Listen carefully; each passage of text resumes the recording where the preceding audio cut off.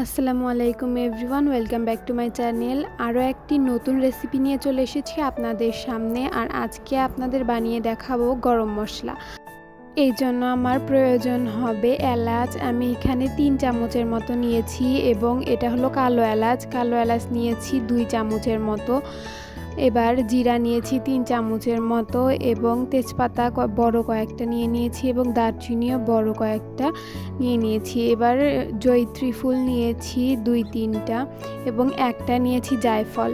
এগুলো কিন্তু সবার বাড়িতেই কিন্তু কম বেশি থাকে, আর এইটা দিয়েই একটা সিক্রেট গরম মশলা তৈরি হবে। তো এগুলো আমি একটা প্যানে নিয়ে নিচ্ছি এবং এগুলো ভেজে নিব।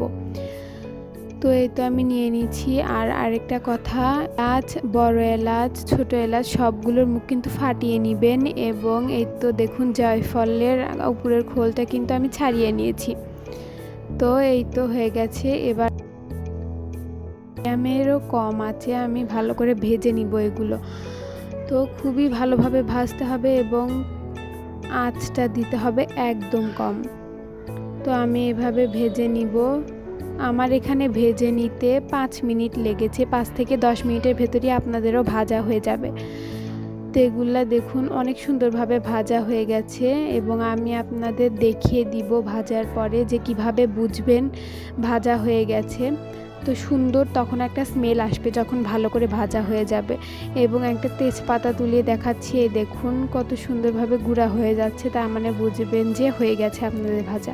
এবার একটা মিক্সার গ্রাইন্ডারে নিয়ে আমি 2 থেকে 3 বার ভালোভাবে ঘুরিয়ে নিলেই দেখবেন হয়ে গেছে রেডি আপনাদের হোমমেড গরম মশলা।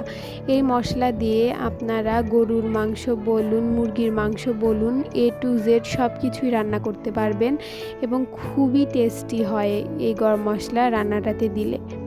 তো দেখুন এর কালারটা এত সুন্দর এসেছে যে আপনারা মুগ্ধ হয়ে যাবেন এবং এটা খেতেও যতটুকু টেস্টি, দেখতেও কিন্তু অনেক সুন্দর। তো এই তো রেডি হয়ে গেছে আমাদের আজকের রেসিপি গরম মশলা।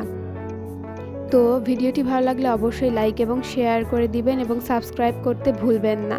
ধন্যবাদ। আল্লাহ হাফেজ।